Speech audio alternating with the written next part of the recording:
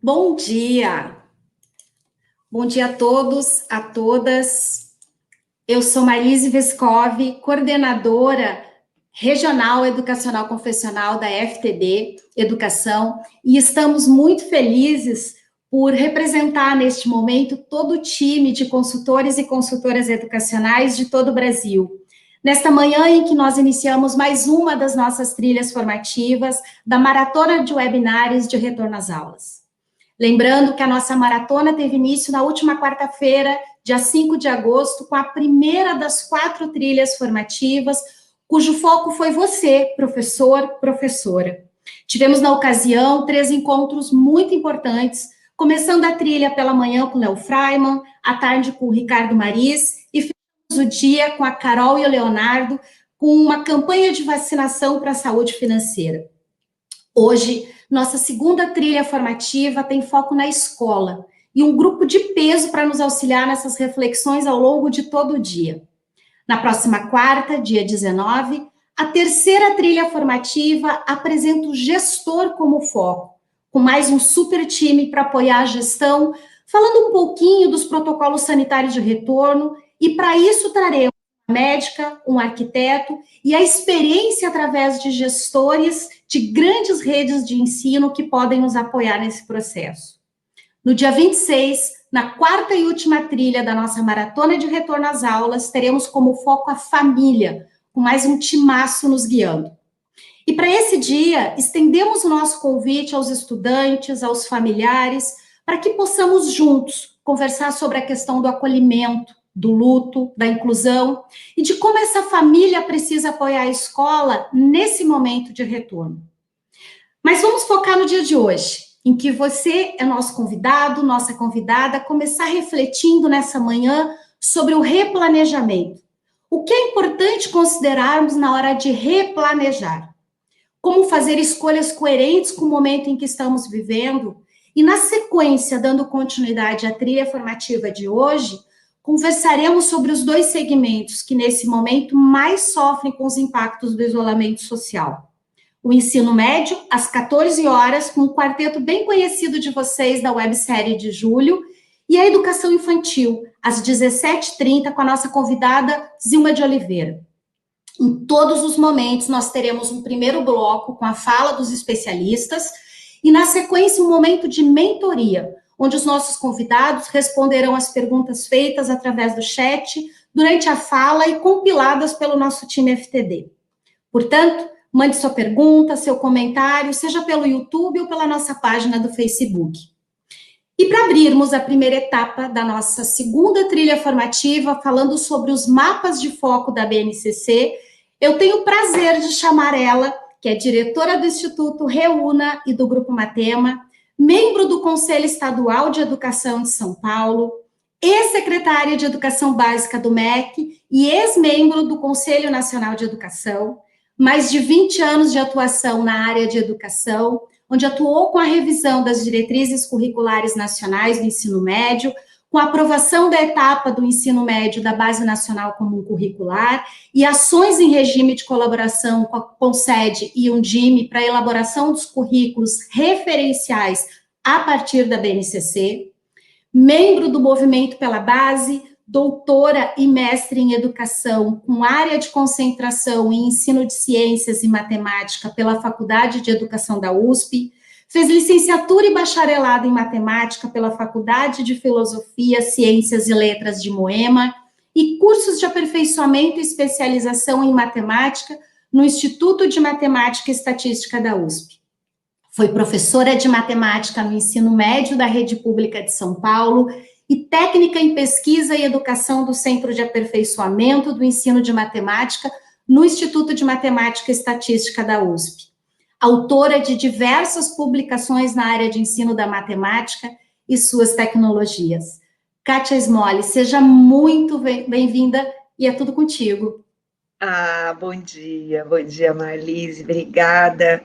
É uma alegria estar aqui em casa, né, FTD, é um pouco da minha casa, né, a gente tem uma história aí em conjunto, então fico sempre muito feliz de estar aqui com vocês, por essa acolhida. Estava olhando um pouquinho no nosso chat, temos gente de muitos lugares, então bom dia para todos vocês que se dedicam à educação e que nesse momento estão aqui com a gente para podermos conversar sobre, enfim, como é que nós podemos priorizar as aprendizagens, não é, nesse momento em que nós ficamos ensaiando, né, e esperando ansiosamente por essa volta, que depende de muitas coisas, que não são questões só pedagógicas, a gente tem acompanhado bastante o desafio dos gestores, sejam eles os gestores públicos e os gestores privados,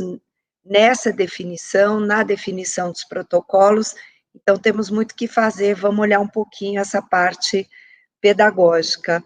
Obrigada pela acolhida, e eu, então, vou compartilhar com vocês a minha tela,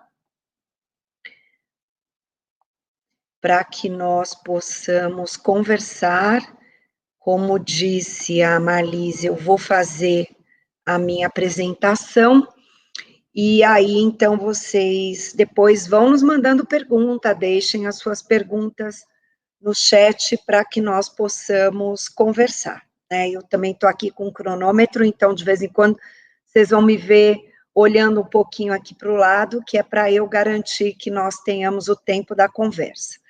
Então, eu queria começar conversando com vocês, trazendo uma questão que é muito importante e talvez seja uma das coisas mais essenciais que nós precisamos levar em consideração nesse momento em que o país vive essa incerteza causada por um problema que talvez nós nunca tenhamos vivido, né? Com essa intensidade e com esse tempo de distanciamento e com todos os sentimentos misturados que traz essa pandemia, né? E especialmente a interrupção das aulas no modelo presencial, né? Nós tivemos que nos inventar, então eu acho que nunca o PRNU foi tão valorizado, né? Porque de uma hora para outra nós precisamos decidir na urgência e agir na incerteza, né? Agir como ele diz, com a competência, mobilizando os nossos saberes para achar soluções novas, para achar formas de mantermos a proximidade dos alunos, entendermos um pouco como é que nós estamos posicionados em relação à educação infantil, ao ensino fundamental, ao ensino médio, como é que, de repente, o professor que super acostumado a ter o face a face com os alunos, agora tem que se reinventar para pensar formas distanciadas, relacionamento com a família, enfim, tudo de fato tem sido muito desafiador.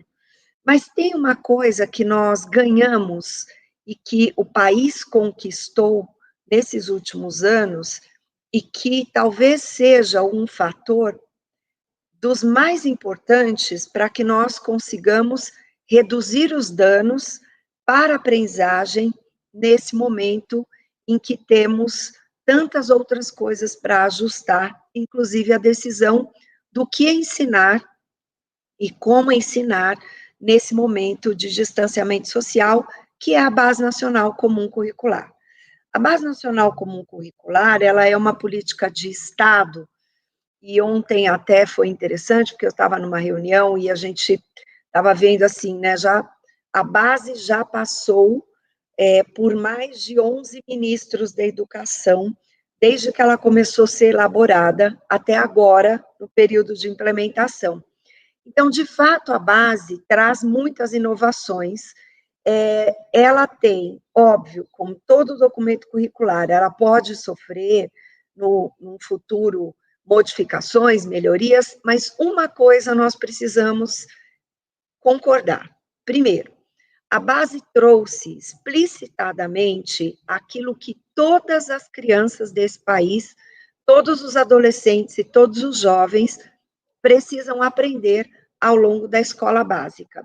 E ela dá uma sustentação, inclusive, para a tomada de decisões para a educação de jovens e adultos, por exemplo, né, ou para outras modalidades de educação.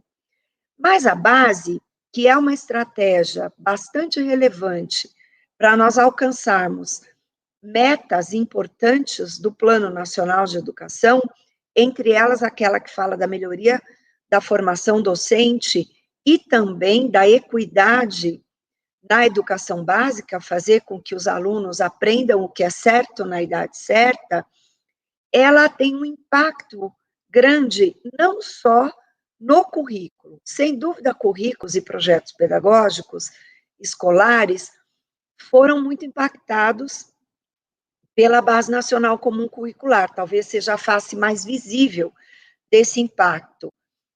Mas o outro impacto é na formação de professores. Em 2019, o Conselho Nacional de Educação, junto com o Ministério da Educação, homologaram a Base Nacional Comum de Formação Docente, para que as licenciaturas se atualizem e também formem os seus professores voltados para os princípios mais relevantes da base. Agora, em poucos dias, eu acredito, nós vamos ter também por parte do Conselho Nacional de Educação a homologação de diretrizes que trazem recomendações para a formação continuada docente. As avaliações, sejam elas as avaliações que nós fazemos na escola, aquelas avaliações diagnósticas, formativas, ou as avaliações de escala, como o SAEB, por exemplo, também sofrem modificações em função da Base Nacional Comum Curricular. E os materiais didáticos. Muitos de vocês, seja lá o tipo de material que use, né, especialmente pensando aqui na nossa editora, os materiais que são articulados pela editora FTD também já estão considerando essa revisão a partir da Base Nacional Comum Curricular. Por quê? Bem, porque a base é para todos, ela é obrigatória, ela não é uma coisa opcional. Então, todas as escolas deste país, do infantil ao médio, precisam fazer suas adequações a partir da Base Nacional Comum Curricular, seja no projeto pedagógico, seja a partir dos currículos referenciais que os estados e municípios desenvolveram. A gente pode fazer mais, mas o que está na base e precisa ser olhado, por sorte. Por que por sorte? Porque nesse momento em que nós temos afastamento social, nós temos uma garantia, um porto seguro de por onde nós podemos ir, qual é o lugar a partir do qual nós podemos partir para tomar algumas decisões nessa ideia de coerência sistêmica em relação aos nossos currículos, às avaliações que fazemos, à formação docente, que nunca se fez tão importante. Então, quem acha que não devemos dedicar tempo para a formação docente, para acompanhamento do trabalho docente, porque agora estamos num período de exceção, se engana. Talvez nunca os professores tenham precisado tanto do apoio, nem que seja uma conversa semanal para nós tratarmos juntos dos nossos desafios, para nós pensarmos juntos as soluções, para nós podermos, como docentes, trazer as nossas dúvidas, encaminhar formas de resolvê-las, algumas em conjunto, algumas com apoio, e também fazer a seleção das boas atividades que vamos mandar para os nossos alunos. Então, a Base Nacional Comum Curricular, ela está nesse centro de forças que sistemicamente se articulam para que nós possamos, então, avançar e fazer com que os nossos alunos aprendam. Então, esse cenário de implementação da base, ele traz muitas motivações e muitos desafios, né? Um primeiro desafio é que a implementação da base, ela não é gradativa. Então, não estou começando na educação infantil para depois passar para os anos, para o primeiro ano e assim até chegar ao último ano do ensino médio. Nós temos um calendário, 2020 é o ano da chegada dos currículos e dos projetos pedagógicos já alinhados com a base na escola. Se alguém não fez, precisa fazer, porque, de fato, isto é o esperado. Toda a formação docente, vamos avançando ano a ano, mas é para todos, ela chega da educação infantil ao 9º ano, pelo menos. O ensino médio é um pouquinho diferente, porque o ensino médio traz junto a reforma do ensino médio, o novo ensino médio, então não é só um ajuste do que ensinar e como ensinar, mas muda toda a arquitetura do ensino médio, não é? Porque a gente passa a ter um ensino médio de pelo menos 3.000 horas, com 1.800 horas dedicadas à formação geral básica, que é a formação definida na Base Nacional Comum Curricular para a etapa do ensino médio, e mais todas as inovações dos itinerários formativos, das disciplinas eletivas, do projeto de vida, do protagonismo juvenil, que estão envolvidos nesse processo do novo ensino médio. Então, em 2021, quando essa implementação começa, ela começa gradativa, mas já se espera que os alunos que saiam do 9º ano para o 1º ano do ensino médio já tenham tido alguma vivência com o novo currículo alinhado à base. A outra coisa é que a base traz altas expectativas de aprendizagem e várias inovações. Se engana quem acha que a Base Nacional Comum Curricular traz o mínimo necessário para os alunos. Não. A base traz a essência, ela traz os direitos de aprendizagem que são compostos das competências gerais, das competências específicas das áreas, das unidades temáticas das áreas, de cada objeto de conhecimento ligado às unidades temáticas e também às habilidades. E essas expectativas são altas. Você tem tudo de pensamento computacional, cultura digital, toda uma parte tecnológica muito forte. Se vocês olharem muitos currículos, vocês vão ver inovações em ciências, história e geografia, matemática, educação física, ensino religioso, artes, enfim, os conceitos são muito inovadores, e essas inovações ainda vêm atreladas a outras coisas. Desenvolvimento integral, então, articulando um pouco este equilíbrio entre o desenvolvimento cognitivo e o desenvolvimento socioemocional, as competências gerais pensadas para toda a escola básica, a base é para a escola básica, então não existe base por etapas, é uma base só da educação infantil até o ensino médio, caracterizando as etapas. A ideia de progressão, não é isso? Então, competências não são mais só para o ensino médio, não estão só voltadas para o Enem, elas são para todos, mas, além disso, tem progressão.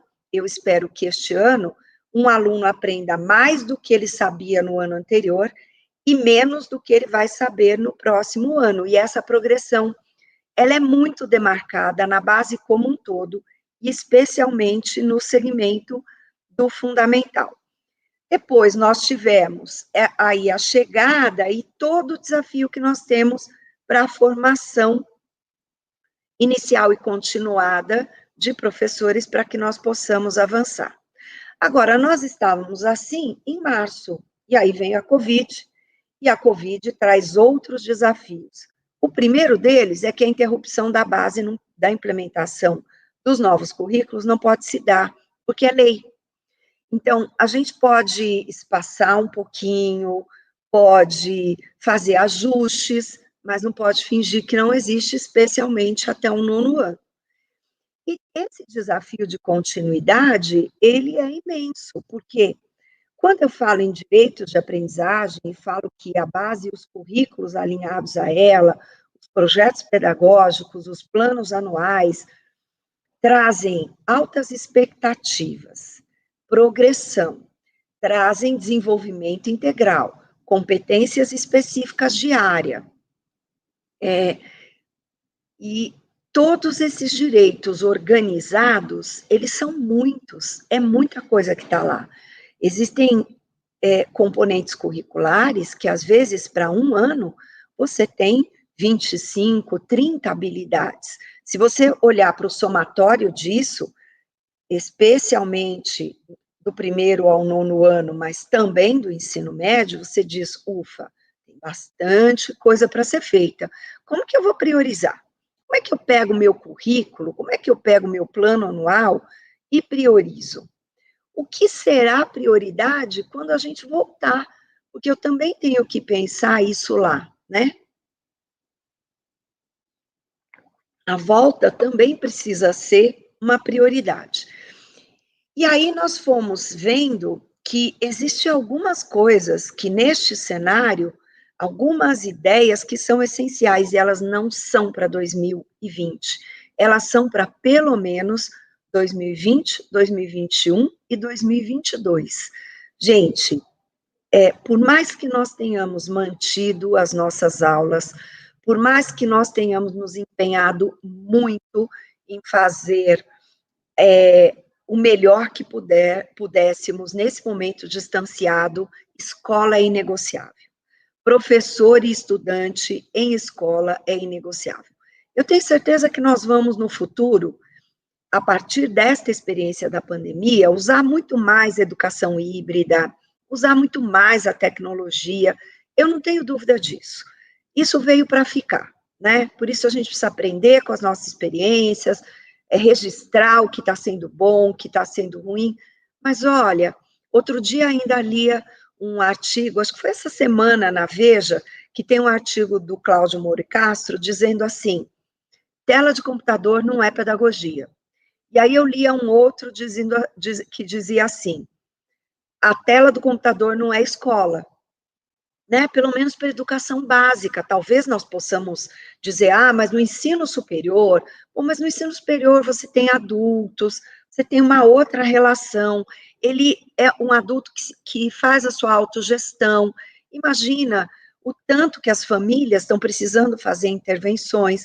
Nós temos famílias com mais tempo, outras com menos tempo, algumas com mais conhecimento, outras com menos conhecimento.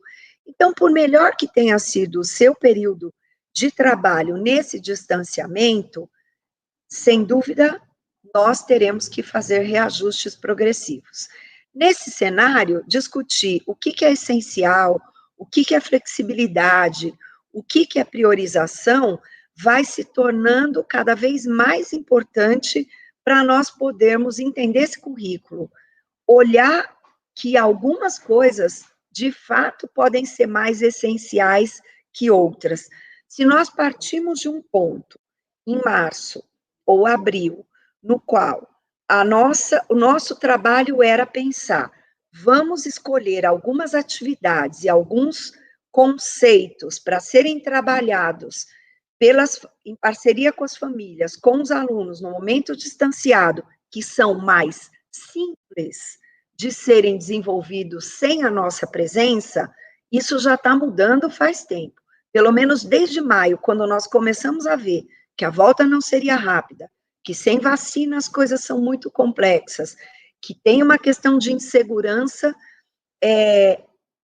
no mundo em geral, ninguém achou uma resposta que seja a bala de prata para o retorno da educação, que todo mundo tem esse desejo de preservação pessoal das crianças, das famílias. Agora nós já não podemos mais pensar que vamos fazer atividades, e nós ainda estamos em 12 de agosto, tem muito ano letivo pela frente, agora nós já precisamos começar a pensar que talvez não seja possível mais manter um pequeno reforço, algumas atividades com conceitos mais simples, está na hora da gente pensar que sim, nós vamos precisar avançar, e que esse avanço talvez nos faça ver que tudo é importante, mas que algumas coisas podem ser mais essenciais que outras. Agora, é interessante porque nós podemos ver isto como, sem dúvida, um desafio. Sem dúvida, nós pensamos assim, puxa, que pena, eu não vou estar lá pertinho dos meus alunos, né? Faz falta, tem estudos já olhando o impacto social, o impacto afetivo, o impacto econômico, mas o nosso foco é a aprendizagem. E nem tudo é um desespero. É tão interessante, eu li esses dias um artigo que saiu no The Economist, eu acho. Era um artigo de fora do Brasil. E havia uma parte da entrevista feita com o André Schleicher, que é da OCDE. E o André Schleicher, desculpa, E o André Schleicher trouxe uma frase que me fez pensar muito. Ele diz assim, olha, faz muito tempo que todo mundo acha mais fácil adicionar no currículo novos tópicos da moda e mais difícil eliminar as coisas. Já repararam como ele tem razão? Ah, agora nós temos que fazer educação financeira. Ah, agora tem que ter empreendedorismo. Ah, agora tem, mas não cabe tudo na escola. E aí o Schleicher complementa a fala dele dizendo, olha, só que como resultado, a minha percepção é que o currículo tem 1 milha de largura e 1 polegada de profundidade. Na Universidade Johns Hopkins, um pesquisador chamado Davis T, faltou um ezinho no nome dele, o Davis T, ele diz uma coisa, que grande parte dos alunos gastam o seu tempo com coisas que são menos desafiadoras do que deveriam ser. Então, a gente, na visão dele, a gente passa muito tempo discutindo coisas superficiais e, por conta disso, aprofundando menos aquelas que, de fato, seriam relevantes. E aí, nesse cenário, num contexto que já vem sendo trabalhado desde final de 2018 por mim e depois 2019 por um time grande de especialistas, antes sequer da gente saber da pandemia, nós já estávamos pensando se nós poderíamos discutir aprendizagens focais a partir da BNCC. E é claro que no contexto da pandemia, isso veio com muito mais força. Então, primeiro precisa dizer que quando nós criamos os mapas de foco sobre os quais nós estamos falando hoje, a ideia não é substituir a Base Nacional Comum Curricular, nem os currículos referenciais. No fundo, os mapas de foco nascem para que a gente garanta aprendizagens muito essenciais neste período em que estamos, para que 2021, 2022, nós já consigamos fazer o barco andar, o trem andar no trilho, né, mas o barco voltar para o mapa de navegação que estava feito, que é a Base Nacional Comum Curricular e os currículos que dela derivam. Mas quando eu comecei a ver a história da pandemia, junto com a equipe de especialistas que me ajudou a desenvolver os mapas de foco, meu primeiro sentimento, pessoal, foi o seguinte, olha, nós vamos ter que escolher atividades, nós vamos ter que escolher formas de veicular atividades, vai ser vídeo, vou usar YouTube, vou usar vídeos gravados por mim mesmo, vou mandar material didático, vou ter que fazer seleção das páginas do livro que os alunos usam, como que eu vou fazer isso? E eu comecei a me preocupar, por quê? Porque a tendência que nós temos na vida é pensar na atividade, é pensar na forma, é pensar, puxa, vou mandar esse texto que é bacana, deixa eles olharem esse vídeo que é bacana, um pouquinho diferente no ensino médio, mas, de modo geral, nós pensamos bastante em dois extremos. Ou nós pensamos no conteúdo que nós temos que fazer, e aí focamos dizendo, puxa vida, agora eu tenho que ensinar, sei lá, os ciclos da água, agora eu preciso ensinar Revolução Francesa, ou então eu me preocupo dizendo, puxa, essa atividade é legal. Essa eu acho que os alunos vão conseguir fazer com as famílias sem muita dificuldade. Eu não jogo isso tudo fora, mas qual foi a preocupação que eu fui trazendo para a equipe que trabalhou comigo? Isso é arriscado, isso é muito arriscado, porque na hora que eu escolho por um lado ou por outro, eu corro o risco de empreender um esforço enorme e lá no final, o que é essencial não ter sido aprendido. E o impacto disso ao longo dos próximos anos pode ser gigante. Eu fiz umas contas por baixo e se nós não escolhermos bem aquilo que vamos usar ensinar aos nossos alunos neste momento, o risco de nós levarmos 4 anos para colocar as coisas no trilho como país. Aí você fala, mas na minha escola continuo dando aula. Ótimo. E depois, na volta, será que os alunos vão ter aprendido tudo o que eles deveriam aprender? Como eu vou fazer uma avaliação diagnóstica? Eu vou passar um mês fazendo avaliação diagnóstica para dar conta de avaliar tudo que eles fizeram no período de distanciamento? Certamente não.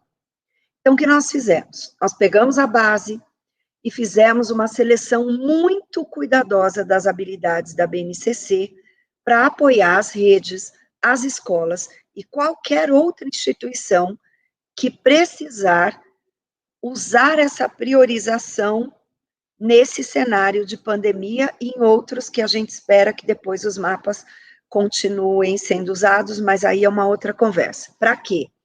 Para flexibilizar o currículo e o planejamento. Então, a ideia é que eu pegue os mapas de foco e pense assim, esse é o meu planejamento, esse é o mapa de foco. Essa aprendizagem focal está aqui? Tá. Então, tranquilo. Essa aprendizagem focal não está aqui, deveria estar? Vou pensar. Essa aprendizagem aqui no meu currículo, eu considerei uma coisa muito importante que não está no mapa de focos. Não tem problema, né? Mas vamos precisar priorizar. Fazer a curadoria dos materiais didáticos, produzir boas atividades. Eu posso escolher milhares de coisas, milhares de vídeos. Eu vou ter que usar o livro didático, vou ter que usar o material que eu tenho, ou produzir. Bom, mas como eu vou fazer? Pode ser, nesse tempo de distanciamento, a gente perdeu 20% do tempo, então vou fazer 80% das habilidades. Ótimo, isso pode ser um critério.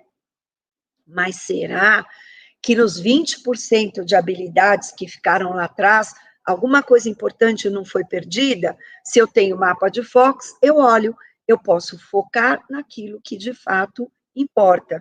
E aí também fazer a avaliação, a preparação da formação docente, a gente vai aprofundando isso. Então, a ideia dos mapas é ser um material que define, a partir da BNCC, a priorização de aprendizagens, com foco em não perder as coisas muito importantes que a base trouxe de desenvolvimento integral e progressão de aprendizagens, visando minimizar os danos, reduzir, evitar déficits de aprendizagens relevantes previstas nos currículos alinhados à base. Esse material é uma realização do Instituto Reúna, com apoio do Itaú Social, e esse mapeamento, ele não foi feito aleatoriamente, ele teve critérios. E aqui, eu queria que a gente olhasse bastante para os critérios, especialmente quem trabalha com ensino médio. Por quê? Porque até agora, o ponto em que nós chegamos com os mapas de foco foi para o ensino fundamental. Nós deixamos de fora a educação infantil, porque a educação infantil, ela tem uma outra característica. Ela tem outras formas de se organizar. E porque a base, para esta fase, ela está muito organizada em termos de objetivo de desenvolvimento e aprendizagem por ciclos. A não ser ali na última etapa do infantil, e aí talvez, olhando para os mapas de foco do primeiro ano, seja possível fazer algum ajuste no currículo, mas a gente tem um tempo na educação infantil, né? A educação infantil é muito mais fluida, muito mais, a progressão ano a ano é muito menos marcada do que no fundamental. E o ensino médio, porque o ensino médio a gente está pensando ainda, o Brasil já tem a base do ensino médio, para a etapa, aliás, do ensino médio, mas não tem ainda, está fazendo o primeiro currículo alinhado com esse novo modelo de ensino médio, acabou de ser aprovado em São Paulo. Então, nós imaginamos que fazer os mapas de foco poderia antecipar um processo e quase como trazer um currículo que ainda não existe. E a outra coisa é que também na etapa do ensino médio, toda a organização não é ano a ano, ela é feita por área de conhecimento. Então, a gente precisava avançar um pouquinho mais nas reflexões e agora já estamos pensando aí nos mapas de foco. Mas os critérios que nós usamos, e aí também o ensino médio tem uma desvantagem em relação ao fundamental, que é não ter ainda os currículos referenciais regionais. Isso faz muita falta. Vocês não imaginam como faz falta, né? Por quê? Porque na hora que você tem esse currículo referencial, você se organiza a partir dele e pode dizer, olha, não é cada escola bem praticando o seu currículo só. Cada escola pratica o seu currículo, tem ali um core, tem ali um coraçãozinho que está definido como direito de aprendizagem, aos quais nós precisamos sempre recorrer quando vamos fazer o replanejamento. Então, mas eu queria que o ensino médio olhasse os critérios, porque os critérios são os mesmos, né? Primeiro, aprendizagem no centro, sempre, sempre, sempre, sempre. O que é que tem que aprender? Segundo, foco não é corte proporcional. Ah, eu vou ter só 50% do que eu estava prevendo para o segundo semestre, então faço 50% das habilidades. Não funciona. Pelo exemplo que eu dei dos 20%. A hora que você corta aleatoriamente, você pode deixar de fora coisas muito importantes. Outra coisa, a priorização curricular, ela precisa ser orientada por critérios de coisas que são relevantes, que são pertinentes de serem ensinadas, que permitam uma integração, que sejam viáveis agora, né? Talvez existam coisas que, de fato, não vão ser viáveis. A fase de alfabetização, por exemplo, algumas habilidades a gente precisa cuidar, porque elas precisam do professor na sala de aula junto com os alunos. Então, em situações de distanciamento, talvez sejam menos possíveis de serem feitas. Relevância, sei lá, tem uma habilidade da base em geografia que fala de OMS. Bom, mas a Organização Mundial de Saúde, todo mundo está conhecendo via TV, via YouTube, via os canais diversos de mídia que hoje a gente tem. Mas, em compensação, a alfabetização cartográfica não está nos canais de mídia. Então, se eu tiver que priorizar entre uma habilidade de alfabetização cartográfica e uma de OMS, a relevância vai ser a alfabetização cartográfica. Esse mapa, ele olha o presente e olha o futuro. E já já vocês vão ver que ele olha um pouquinho o passado também. Por quê? Porque nós olhamos assim, essas habilidades, quando elas forem ser priorizadas, eu preciso olhar para frente. Então, vou dar um exemplo da matemática, né? Não riam, mas isso é um exemplo isento, né? Mas vou dar um exemplo da matemática. No primeiro ano e no segundo ano do ensino fundamental, nós temos habilidades ligadas à probabilidade. E, gente, eu sou uma das defensoras da probabilidade no ensino fundamental. Muito bem, desde os anos iniciais. A base traz muita ênfase para isso. Ótimo. São duas habilidades que eu tenho lá em cada ano, ou uma em cada ano. Muito bem. Quando eu olhei para aquilo, eu pensei, olha para o futuro, Kátia. Olha para essa aprendizagem prevista aqui e olha para os próximos anos. Bom, nos próximos anos, alguns conceitos que estão sendo propostos nas habilidades de probabilidade do primeiro ano aparecem retomados, retoma e aprofunda no sentido de progressão no terceiro e no quarto ano. Então, aqui, se este ano eu der mais ênfase para algumas coisas da geometria e dos números, eu consigo retomar a probabilidade lá na frente. Bom, mas números e algumas coisas de grandezas e medidas, se eu não fizer, se eu não priorizar ainda esse ano, o impacto para frente é muito grande. Então, a gente olhou isso. Ah, Kátia, mas olha, aqui tinha alguma coisa relacionada a gráficos. Será que gráficos não posso deixar um pouco mais para frente? Depende. Porque história e geografia precisam muito de tratamento da informação por meios estatísticos. Então, talvez a estatística tenha que estar ali.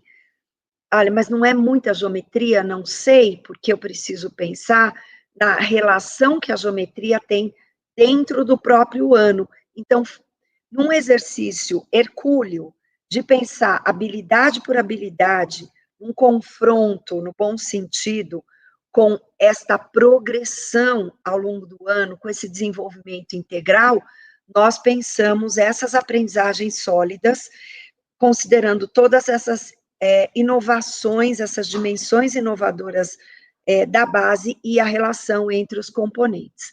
Com isso, pessoal, nós conseguimos chegar em 3 grandes categorias de organização das habilidades, que podem aparecer para todos os componentes curriculares que a gente para os quais nós já fizemos o mapa de focos, nós não fizemos para todos os componentes ainda,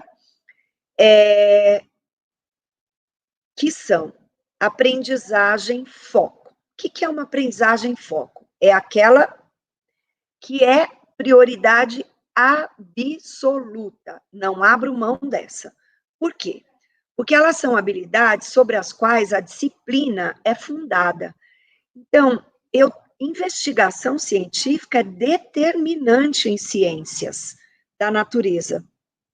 Bom, todas as habilidades que falarem, ou praticamente todas as habilidades que falarem de investigação científica são focais.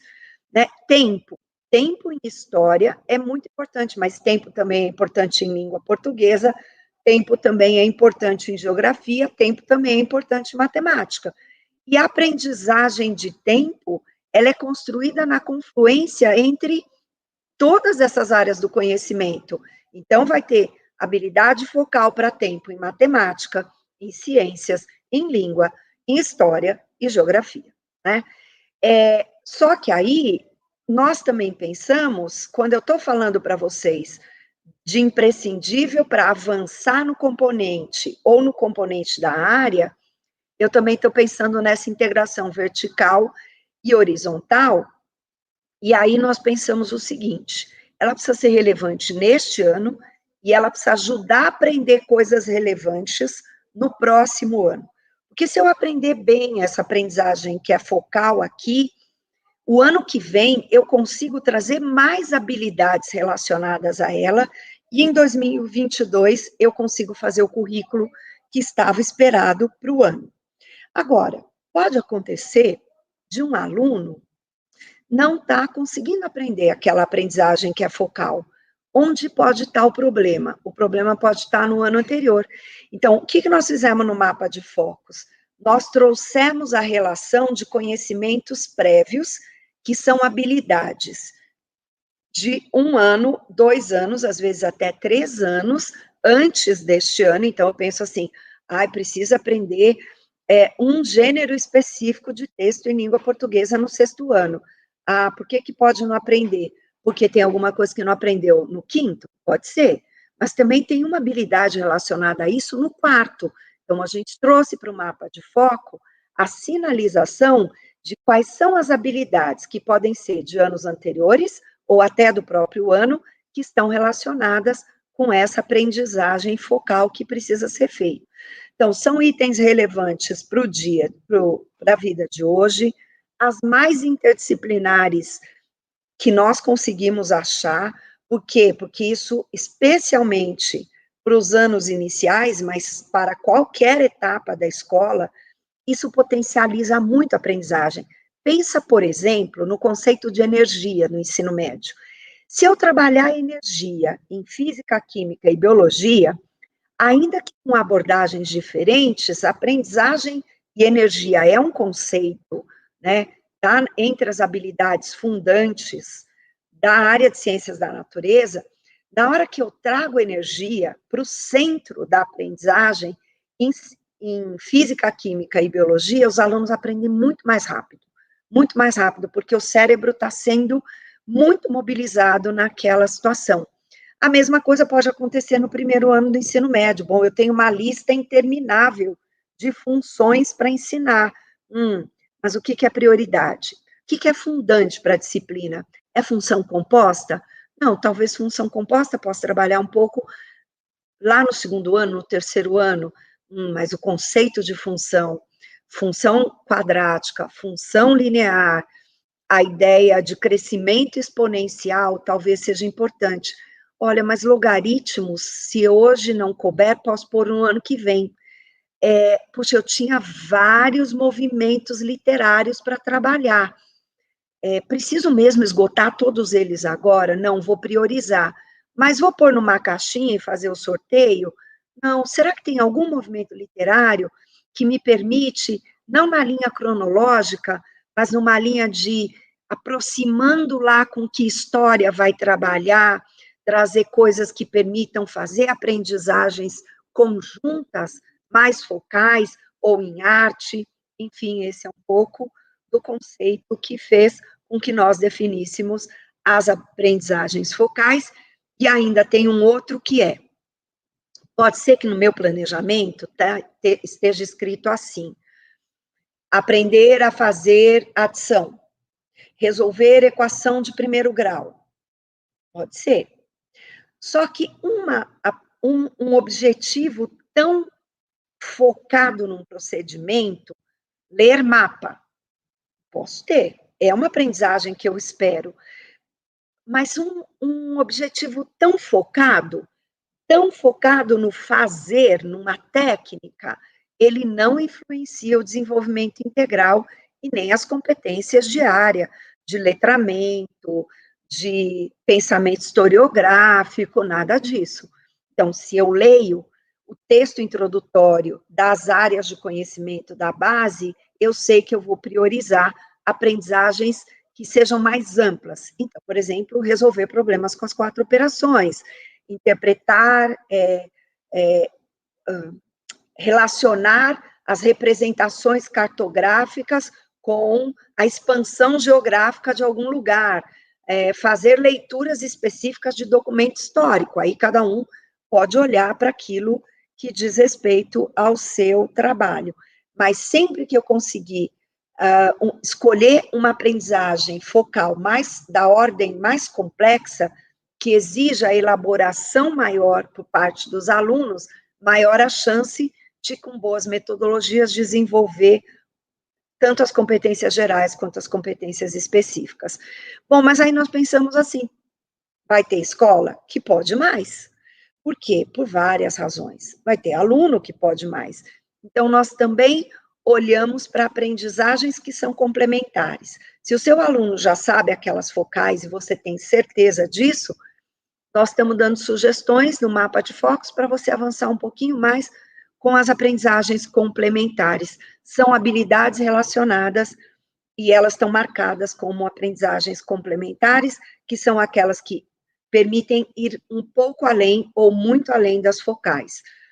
E as expectativas de fluência, que aparecem muito forte em língua portuguesa e matemática, que são aquelas aprendizagens que os alunos precisam ter para ter agilidade e resolver problemas mais complexos, porque algumas coisas eles sabem fazer de memória. Então, por exemplo, cálculo mental. Então, por exemplo, ser capaz de pegar um texto e logo localizar o título, enfim, ter memórias de palavras estáveis, todas essas coisas que permitem a gente gastar o esforço em coisas maiores, porque temos alguma memória de procedimentos. História e geografia, especialmente geografia, também tem isso, mas menos. Quando bate o olho no mapa, né, onde é que está a legenda, cadê a escala? Então, aparece, mas com menos força, nos mapas de geografia também. Então, uso dos mapas, com foco na aprendizagem, pensando que o mapa pode ajudar o currículo, né, esta carta náutica que nos permite navegar com segurança nesse cenário, mantendo a aprendizagem no centro do sistema coerente, então não tem nada mais importante do que saber, do que aprender. Eu vou formar o professor para ajudar nisso, eu vou escolher o tipo de atividade que eu vou fazer para isso, eu vou organizar o meu currículo, eu vou organizar as minhas avaliações para fazer isso. Uso dos mapas para que vocês possam estudar o currículo da escola, estudar o seu planejamento anual e ter um referencial para fazer esta priorização, considerando o primeiro semestre que já foi, e agora tudo que ainda tem bastante tempo, e o tempo de distanciamento ainda se faz presente, olhando essas inovações da base, fazer a seleção de materiais didáticos, então, também não é uma seleção aleatória, também eu posso usar os mapas com os mesmos princípios da escolha das aprendizagens que eu mostrei para vocês, E muito fortemente a ideia de avaliação diagnóstico formativa. Gente, eu não preciso avaliar tudo que eu dei, eu preciso avaliar o que é essencial. Eu preciso pensar que quando essa pandemia passar, os estudantes têm que voltar para a escola com as aprendizagens esperadas.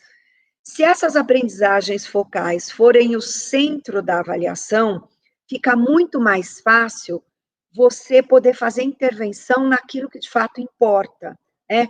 Você ter um mapa da distância entre o que você queria que seus alunos aprendessem e aquilo que de fato eles aprenderam. E aí, inclusive, saber por onde priorizar as intervenções. Eu posso fazer mais para quem pode mais, eu posso retomar com quem precisa, eu posso fazer todo mundo avançar do ponto que está. Isso é equidade. Equidade não é dar a mesma prova, a mesma atividade, a mesma coisa a todos. Isso é igualdade. Eu tenho que dar a mesma chance para todo mundo. Todo mundo tem direito a aprender. Mas nesse cenário que nós estamos, tem gente, já no presencial, tem gente que aprende de formas diferentes. Vocês imaginem nesse cenário distanciado. Então, também entender o ponto que os nossos alunos estão em relação às aprendizagens essenciais, às aprendizagens focais, ajuda a que nós possamos fazer ações de intervenção organizadas para todo mundo. Por que nesse momento de aula distanciada, eu não posso, de vez em quando, dar atividades diferentes para poder atender aos alunos que estão com níveis de aprendizagem diferentes? Posso, não tem nada que me proíba disso, e a avaliação é um sinalizador potente para isso. E o ciclo é permanente, né? Eu faço o diagnóstico, analiso esse diagnóstico, planejo a intervenção e vou fazendo isso ininterruptamente para garantir que todos avancem, né? E lembrando o seguinte, que avaliação e planejamento caminham de mãos dadas. Eu não planejo sem avaliar. Eu não planejo sem avaliar, nem no momento presencial, nem no momento distanciado, nem no momento da volta. Então, a avaliação, ela entra, e se eu tiver um aporte de saber exatamente o que é foco para avaliar, isso me ajuda muito. A outra coisa, gente, é que por que é importante pôr foco naquilo que de fato é essencial? Porque as aprendizagens mudam ao longo do tempo. Se eu tiver um diagnóstico agora, em agosto, que inclua um conteúdo que eu não vou ensinar até dezembro, para que precisa estar aqui, né? Para que eu preciso fazer isso? Então, eu vou fazendo as avaliações focadas no momento que eu estou. Olha, os mapas de foco são gratuitos, estão disponíveis, eu pedi para o pessoal colocar o site do Instituto Reúna. Vocês fazem acesso aos mapas de foco, fazendo um cadastro muito simples e rápido, porque a gente precisa, já que é mapa, né, criando um cenário, um mapa de onde é que pelo Brasil estão sendo consultados esses mapas por um trabalho que o Instituto precisa fazer, enfim, depois, mas eles estão organizados nesse momento por etapa, ano a ano, para anos iniciais e anos finais. Quem for de ensino médio e quiser dar uma olhada no material já alinhado com a base, que pelo foco que tem, sofreu uma priorização já a partir da etapa do ensino médio da base, olha no site do Reúna, na área de currículo, as matrizes curriculares que foram feitas pelo Reúna em parceria com a Fundação Roberto Marinho. Vários especialistas que fizeram mapa de focos trabalharam também ali. As matrizes não são mapa de foco por uma razão, porque as matrizes são feitas para projetos de aceleração da aprendizagem e programas de educação de jovens e adultos. Mas está tão bem explicado que eu acho que ajudaria vocês a entenderem, se for o caso, tiverem curiosidade, podem olhar lá também. Esses mapas e as matrizes podem ser baixados, podem ser consultados na própria tela, enfim. Os nossos mapas, nesse momento, estão para a língua portuguesa, matemática, ciências e ciências humanas, incluindo história e geografia.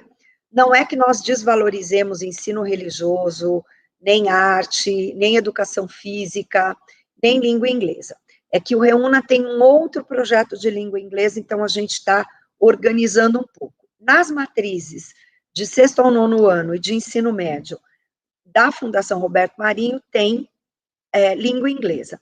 Agora, arte, educação física e ensino religioso, o que aconteceu? A gente sabe que, embora haja uma progressão, que isso seja importante e que, talvez, mais do que nunca, os alunos precisem dessas atividades, a progressão, ela é menos demarcada, assim, né, menos marcada fortemente, como são a língua portuguesa, a matemática, as ciências e as ciências humanas. Então, no momento em que a gente precisou organizar, e com o fôlego que nós tínhamos, nós chegamos até aqui. Não é nenhum desmerecimento, né? O que nós agora estamos pensando o que vamos fazer para o futuro. Então, aguardem cenas dos próximos capítulos, que a gente está analisando um pouco essa questão dos outros componentes.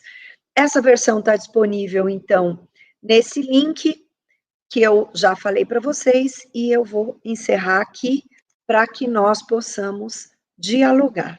Então, estou de volta, agora aqui, parando a minha tela e abrindo para perguntas. Bom, Kátia, muito significativa a tua fala. Os comentários no chat mostram isso, né? A importância de nós refletirmos sobre essas questões, indagações tão importantes nesse cenário em que nós estamos vivendo. Nós sempre discutimos há anos na importância de priorizar, de flexibilizar, mas nunca foi tão importante a gente pensar no que realmente é essencial nesse contexto. Nesse período de pandemia, muitas mudanças significativas a gente percebe na educação que vieram para ficar, mas permanece aí a certeza de que o professor é insubstituível e que nós não vamos avançar sem a parceria com a família.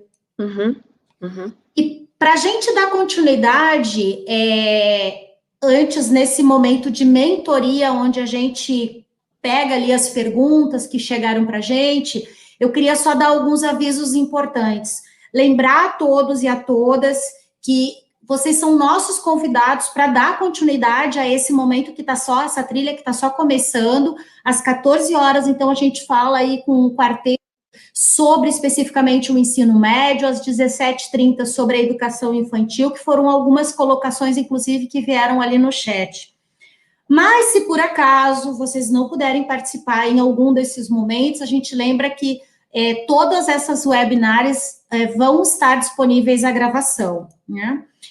Quanto ao certificado, que muitos estão perguntando, o time da FTD está colocando aí, tanto no chat quanto na descrição do vídeo, para que vocês possam preencher uma pesquisa muito rápida e também ter acesso ao certificado. Os mapas de foco que a Kátia trouxe ao longo da fala dela estão aí no site do Instituto Reúna. O nosso time da FTD já colocou no chat, podemos colocar de novo, para que vocês possam ter acesso. O material está fantástico, realmente. A primeira pergunta, Kátia, que eu queria trazer, que eu acho que é uma dúvida constante, né? A gente está no momento de priorizar, de flexibilizar, de ver o que é essencial. Mas como lidar com isso frente às avaliações externas? Como é que o MEC está acompanhando esse movimento e como é que o MEC está pensando essas avaliações frente a tudo isso que a gente está vivendo? Queria que tu falasse um pouquinho mais sobre isso. Só um minutinho que eu estou anotando eu vi no chat duas coisas que eu queria comentar, e eu estou anotando aqui para não perder. Eu vou te pedir licença só para comentar duas coisas que eu acho importantes. Primeiro, a Fernanda Maldonado estava dizendo que ela é aluna de pedagogia, e é estagiária, aliás, em pedagogia, e ela gostaria de ter acesso. Fernanda, o mapa é público, entrar lá no site do Reúna pode fazer. E o Daniel falou da desvalorização da sociologia e da filosofia. Daniel, não é. Quero te pedir desculpas, porque, na verdade, como os mapas de foco estão pensados para primeiro ao nono ano, talvez eu não tenha mencionado mesmo a filosofia e a sociologia, mas eu valorizo muito, né? Matemática nasce da filosofia, então eu estaria desvalorizando o próprio componente de matemática, não valorizasse a filosofia. Nas matrizes curriculares que o Reúna fez com a Fundação Roberto Marinho, a gente tem sociologia e filosofia.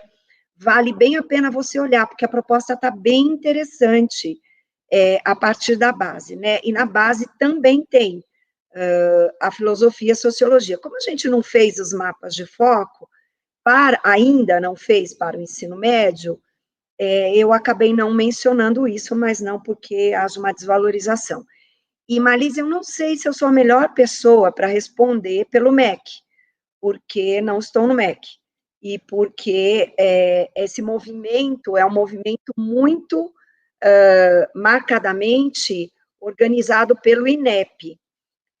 Com todas essas mudanças que a gente teve, né, nos últimos 3 meses, estamos aí, nos últimos, sei lá, estou exagerando 3 meses, mas nos últimos 4 ou 5 meses são 3 ministros, e esse ministro acaba de entrar e trocou a secretária de Educação Básica, enfim, a gente tem que esperar, porque há um movimento de revisão das matrizes, né? Algumas matrizes, inclusive, já em fase final de revisão, segundo o presidente do INEP. Mas existe um movimento de talvez repensar data de aplicação. A gente sabe, por exemplo, que em outros países eles suspenderam a aplicação das avaliações de escala nesse ano de pandemia, né? 2020 não é um ano de avaliação de escala pelo SAEB, porque as avaliações do SAEB, elas são em anos ímpares. Então, teoricamente, a nossa avaliação SAEB será 2021.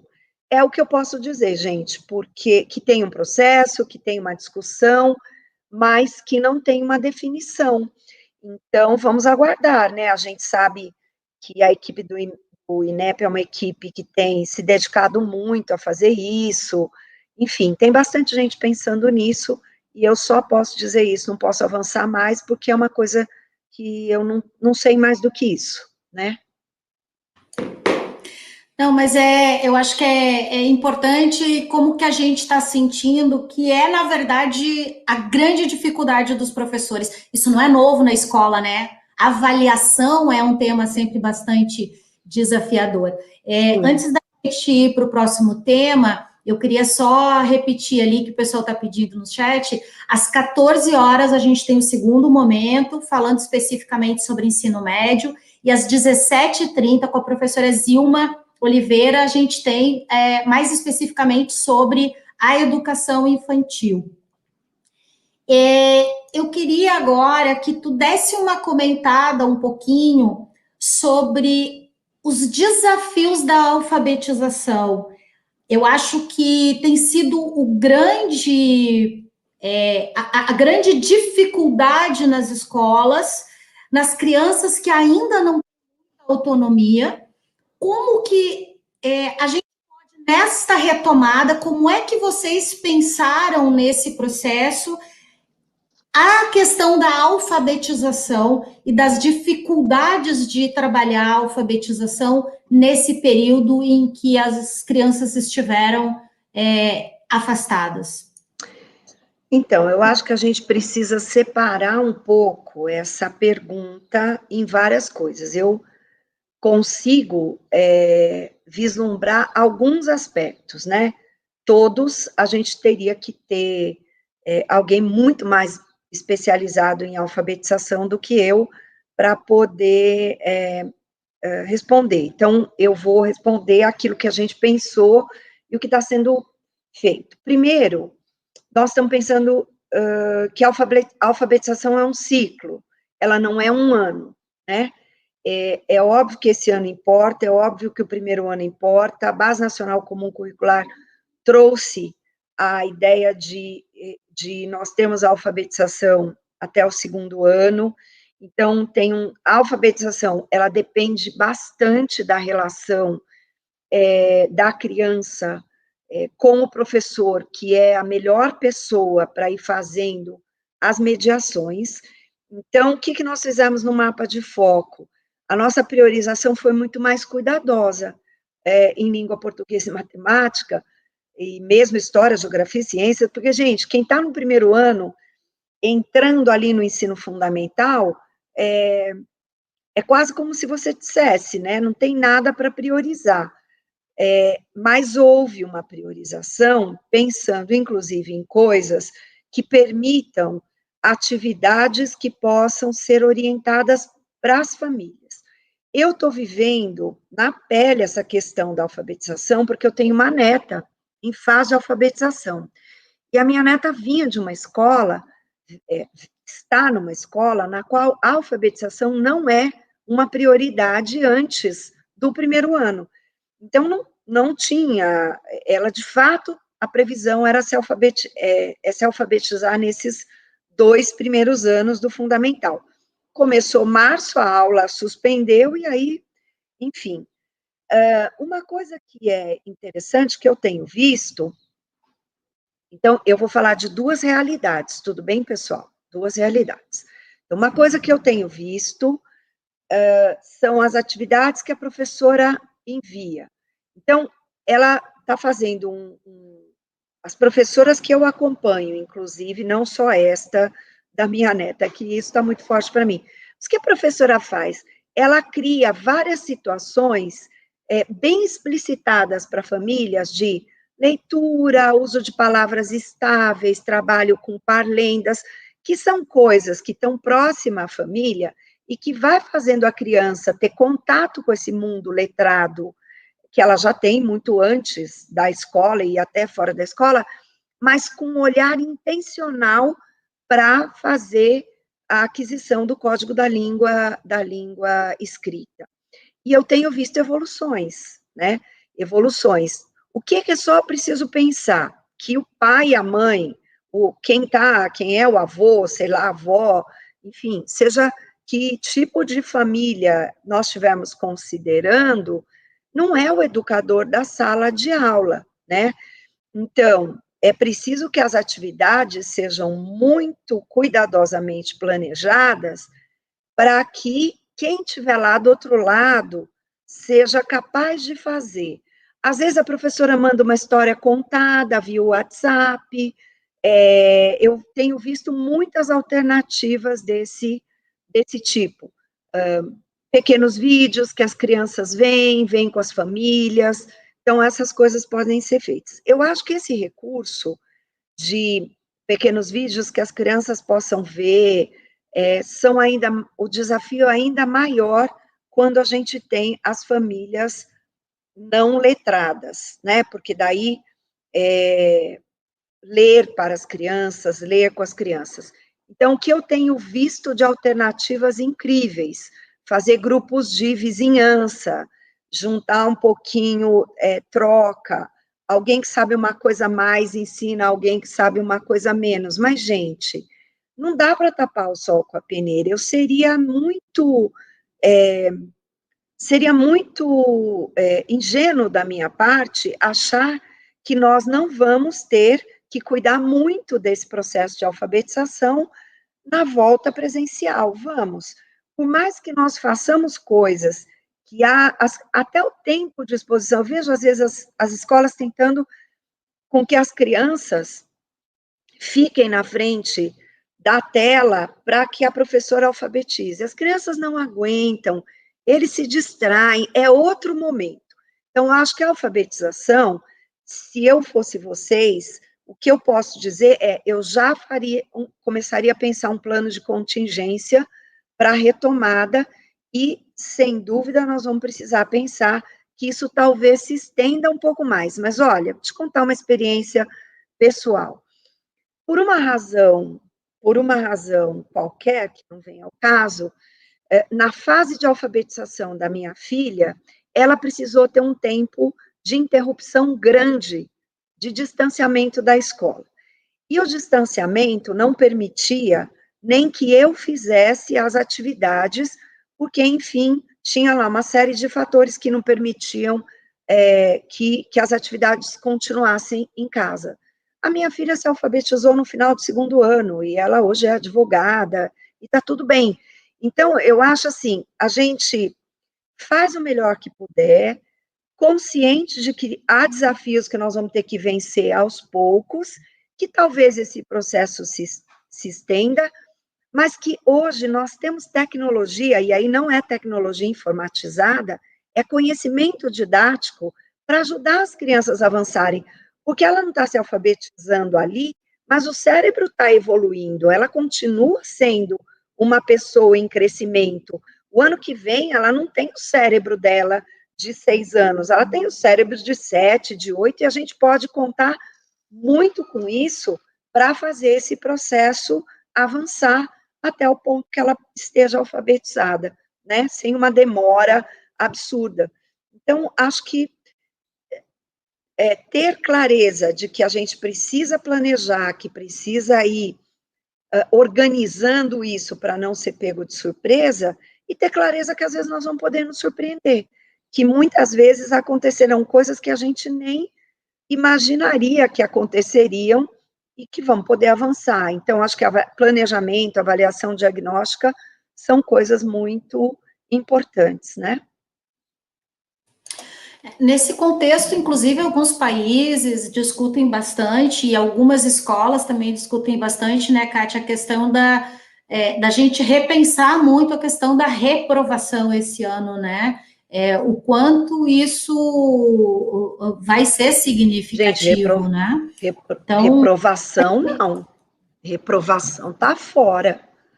Vamos pensar. O Conselho Nacional de Educação, inclusive, fez um parecer trazendo isso. O mundo inteiro está pensando exatamente. isso, viu, Marlice? Eu te interrompi porque eu já vou ficando aflita com essa história da reprovação. Não, porque a gente que visita as escolas, a gente escuta muito essa preocupação do professor, porque ele não está conseguindo desenvolver as habilidades e competências esperadas. Como é que a gente vai avançar? Essa é uma discussão bastante antiga, né? Então, acho que é um momento realmente da gente enfatizar a importância disso, para deixar o professor confortável, né? Nós vamos ter os próximos anos aí e aí vem a questão do replanejamento, né? Marlice, Aproveitando, posso comentar uma coisinha? claro, fique à vontade. Há um tempo atrás, alguém me fez um desafio numa situação, acho que eu estava fazendo uma palestra, alguma coisa, e alguém me fez um desafio, dizendo assim, se eu pudesse fazer uma alteração na LDB, que alteração eu faria? E eu disse, olha, eu incluiria na LDB dois artigos. O primeiro artigo diria: nenhum aluno pode ser aprovado sem saber. E o artigo em seguida diria: nenhum aluno pode ser reprovado. Esse é o lema da Finlândia. A tarefa da escola é ensinar. Então, a reprovação, vamos imaginar a reprovação. A reprovação não é que ela não exista. Eu não estou dizendo que a gente aprova todo mundo de qualquer jeito. Eu quero fazer essa fala porque eu acho que eu preciso me posicionar. Eu não acho mesmo que a gente faça qualquer coisa que na escola valha tudo. Mas vamos pensar. Se eu estou numa escola, em condições normais de temperatura ambiente, tudo que a escola tem que fazer é esgotar as possibilidades de me fazer aprender. Eu sou o sujeito que está lá para aprender. Então, eu tenho que ter aula, todas as aulas. Eu tenho que ter acesso a boas aulas. Eu tenho que ter acesso a um material didático de qualidade. Meu professor tem que ter acesso à formação continuada, as condições de trabalho estão lá. Vamos imaginar que eu esteja nessa escola ideal.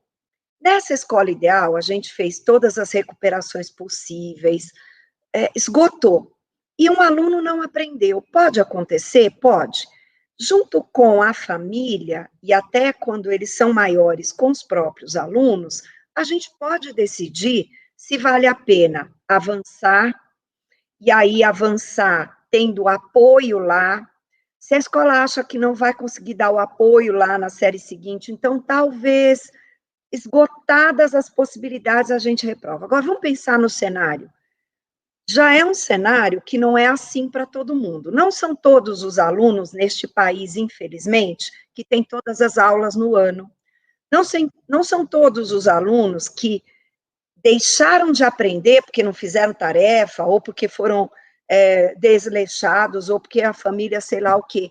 Muitos alunos vão às escolas todos os dias e eles ficam 3, 4 tempos sem aula. Gente, isso existe. Ele não aprendeu álgebra, não aprendeu filosofia, não aprendeu história, não porque ele não estava na escola, porque ele não quis fazer, ou simplesmente porque ele não teve a chance. Nós estamos num cenário de muita exceção, que é o cenário de pandemia. Eu tenho, na minha família, muitas crianças e adolescentes que estão vivendo esse momento de aulas distanciadas com ótimas escolas.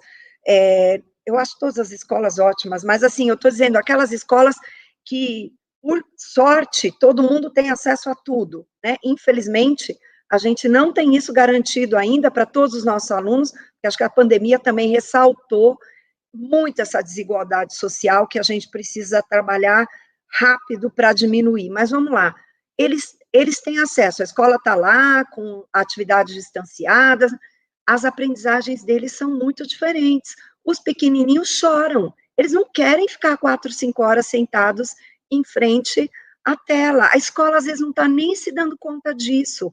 Ela está fazendo a aula como se a aula fosse normal. Talvez o pequenininho não vá aprender tudo que ele aprendesse no presencial. Ele pode ser reprovado. E eu não estou pensando na minha casa, eu estou pensando nesse cenário. Então, a gente precisa ter cuidado com isso. O direito de aprender é o direito que nós temos que perseguir. O direito de aprender precisa ser garantido sempre. Então, a reprovação, ela precisa ser usada com muita parcimônia, porque o poder da escola é ensinar a todos, né? E essa é a diferença que a gente faz na vida das pessoas. Então, por isso que eu tomo muito cuidado, e eu queria muito que a gente lesse o parecer do Conselho Nacional de Educação, falando das orientações a respeito. Em todos os países do mundo, o que a gente tem visto vamos embora. E aí a gente vai corrigir essas distorções em processo, tá certo? Só para complementar, e daqui a pouco tu pode falar um pouquinho melhor sobre isso, quando a gente olha para os mapas de foco que o Reúna fez, é muito clara na introdução, e eu acho que isso é fundamental, a questão de pensar as habilidades e competências essenciais dentro de uma proposta de formação integral do ser humano, desse aluno. Então, quando a gente fala que ele não teve o desenvolvimento que a gente esperava em determinadas habilidades, em determinados componentes curriculares, a gente tem que olhar para esse ser humano nessa formação integral, né? Quer dizer, fazer essas pontuações. Eu acho que esse ser humano integral precisa ser olhado não só o aluno, como o professor, né, gente? Vamos combinar. A gente não volta de férias. Olha só as redes sociais, olha o entorno, nós estamos com mais de 1.000 mortes por dia, esse cenário não pode ser negligenciado. Quando a gente voltar, você não volta fazendo prova de diagnóstico e sai dando aula, não é? Tem perda dos dois lados, tem sentimentos que a gente está vivenciando, que nós nunca vivenciamos, seja pelo distanciamento das pessoas, seja porque conversar pela tela não por um tempo é bom, mas não é sempre a mesma coisa, seja porque a gente tem medo, seja porque a gente não olha e fala, como que eu vou acolher os meus alunos, crianças, adolescentes e jovens? Então, a questão do desenvolvimento integral, a questão socioemocional, ela precisa ser trabalhada sempre, e agora ela ganhou ainda mais relevância, né? Dentro desse contexto, eu não poderia deixar de pedir para te comentar um pouquinho muitas questões trazidas no chat da importância, nesse contexto todo, da gente falar dos alunos de inclusão, dos alunos com dificuldades de aprendizagem ainda maiores. o que tu poderia falar para os professores que estão sendo tão desafiados e, aliás, fantásticos, né? Porque entramos do dia para a noite num processo completamente diferente e tivemos que nos reinventar nesse processo. Então, o que tu diria sobre isso? Olha, eu diria o seguinte, tem que pensar neles, no distanciamento, como vocês sempre pensaram no presencial, né? Tem que acolher a família, tem que pensar em coisas que são específicas para eles. Eu tenho visto, acompanhado coisas incríveis que os professores têm feito, desde fazer pequenas conversas com os grupos familiares. Eu queria dar um passo atrás, sabe, para responder essa pergunta, pensando que diferentes somos todos nós, né? Todos, de alguma forma, têm o seu jeito de aprender.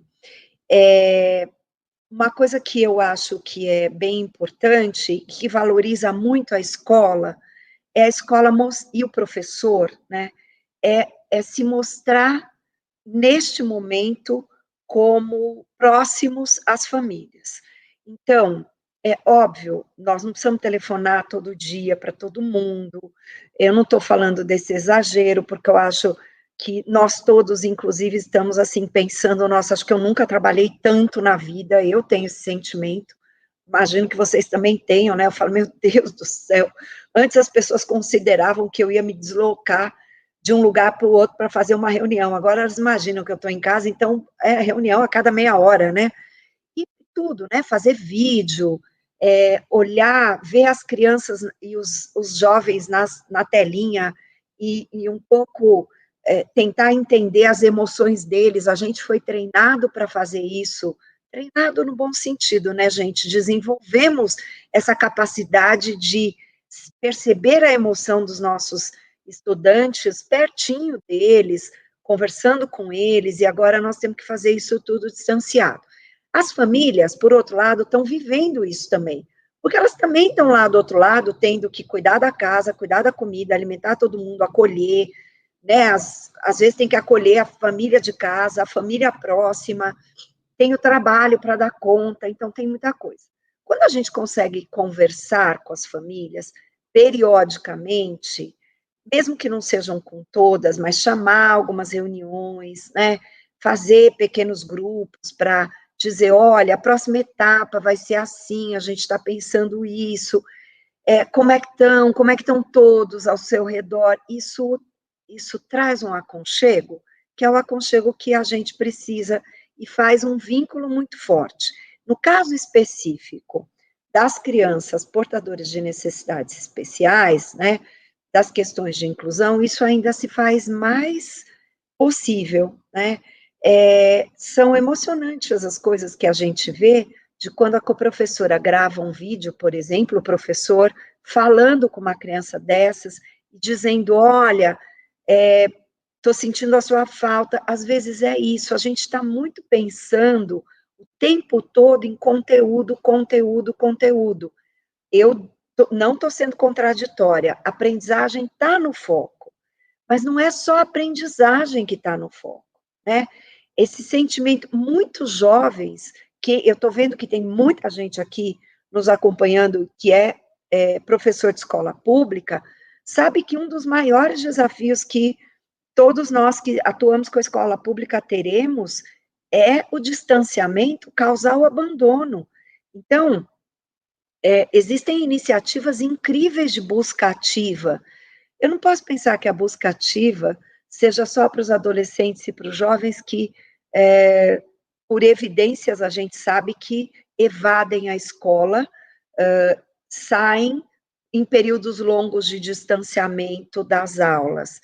Mas eu tenho a busca ativa da família, né? Aquela família com a qual eu converso um pouco para dar algumas orientações, né?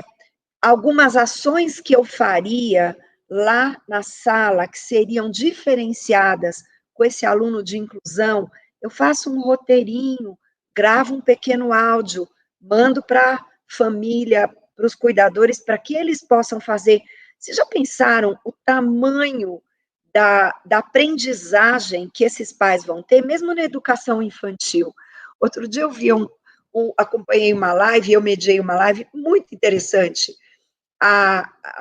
com crianças muito pequenas, inclusive, a escola foi fazendo conversas com a família, foi ajudando a família a se integrar no processo.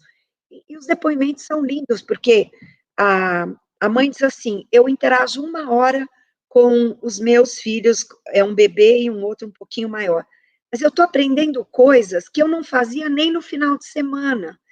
Então, eu acho que quando a gente olha para o problema e pensa que nós sabemos muitas coisas, né?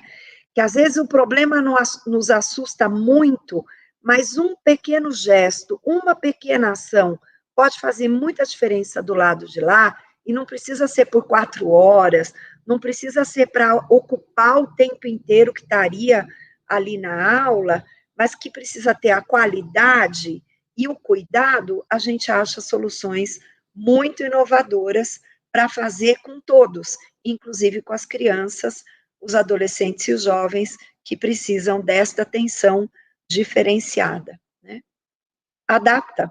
O que você fazia na sala, faz uma adaptação e orienta, né? Só não pode mandar sem orientação. Se alguém me mandasse tarefa de alemão, Sim. Marlise, eu não ia saber ajudar minha filha. Eu acho que nesse processo, né, Kátia, a família nunca valorizou tanto o papel do professor, né? Nunca foi tão reconhecido o trabalho do professor.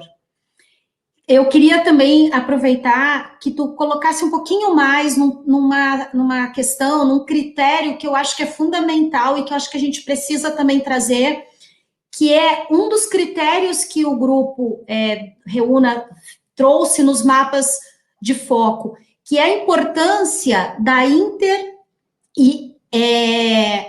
entre os componentes, inter e entre os componentes, para que a gente pense nessas habilidades e nessas competências, para que elas tenham relação, para que não fiquem isoladas. Eu queria que tu comentasse um pouquinho mais sobre isso.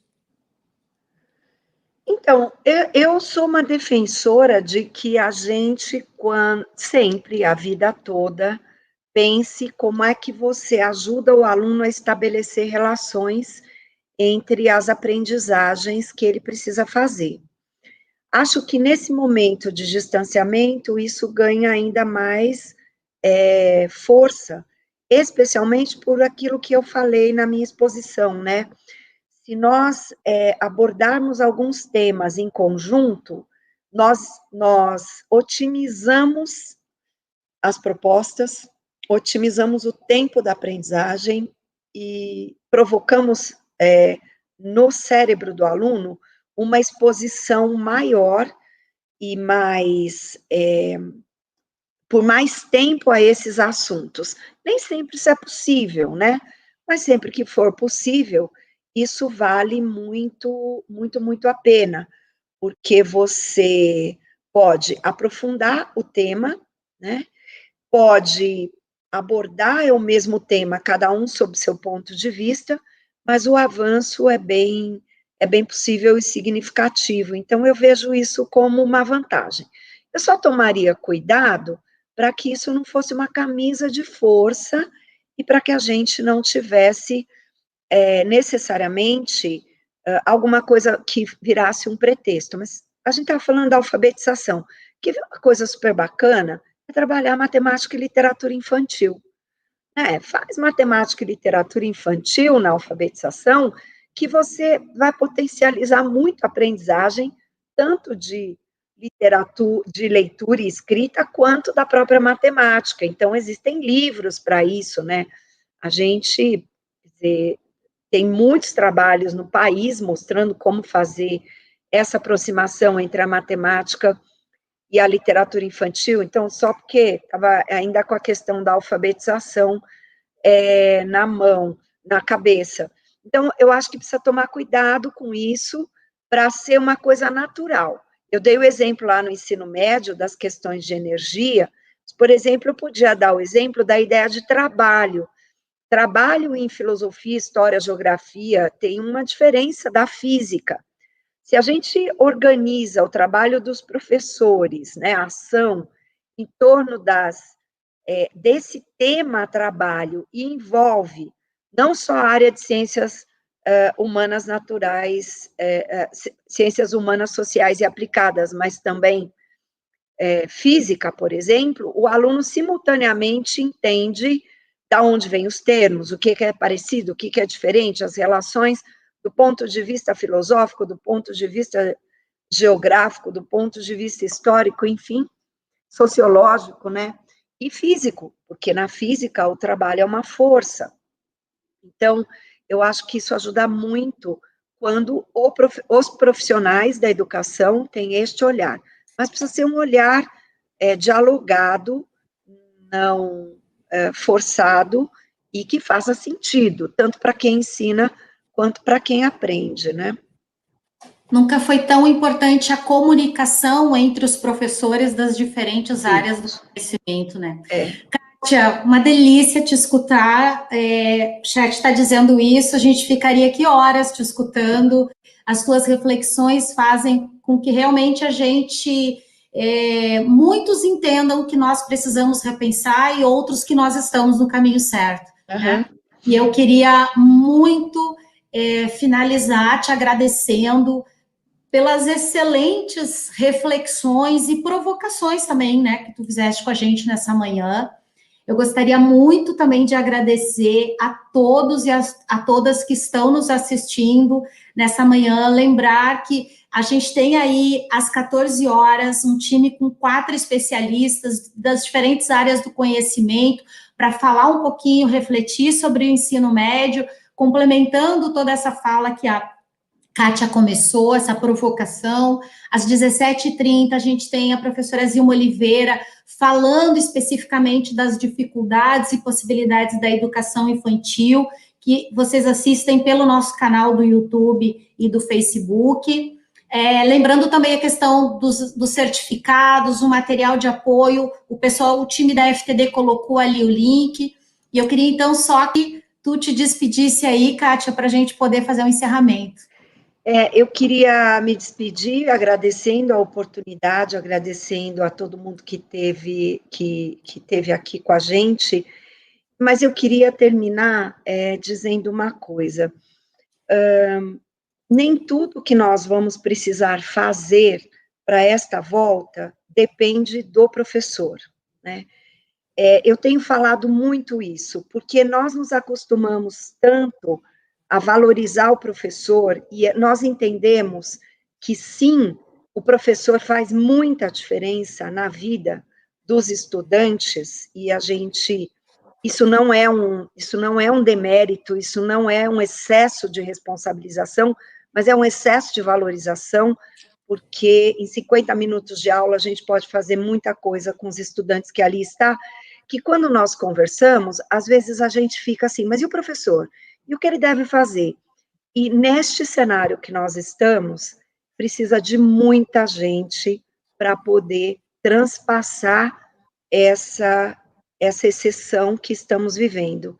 E muitas vezes não caberá ao professor todas as decisões, e os professores precisam estar cientes disso, porque senão o excesso de, distanciamento, higienização, as questões sanitárias, as questões de data de volta, como volta, tem uma série de coisas que envolvem o professor, nós todos precisamos estar informados, mas existem decisões que estão além do professor.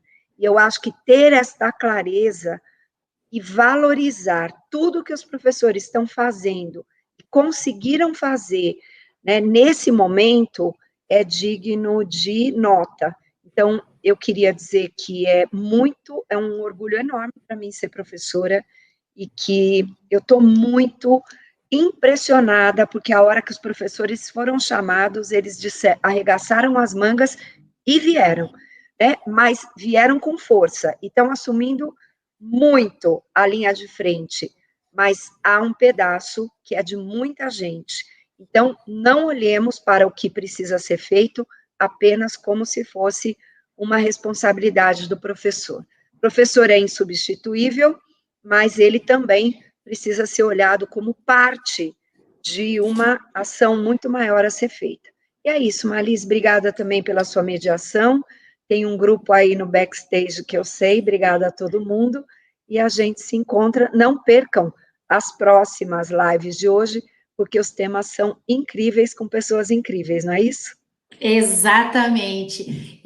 Muitíssimo obrigada, Kátia, pelas tuas colocações bastante objetivas, esclarecedoras, elogios muitos aí no chat. Parabéns, professores, professoras, gestores, que, como a Kátia disse, eu também tenho muito orgulho de ser professora. Estamos ressignificando o nosso papel e mostrando para que viemos quando fomos chamados, né? Gente, foi uma honra ter estado aqui com vocês nessa manhã. Muito obrigada e fiquem todos com Deus.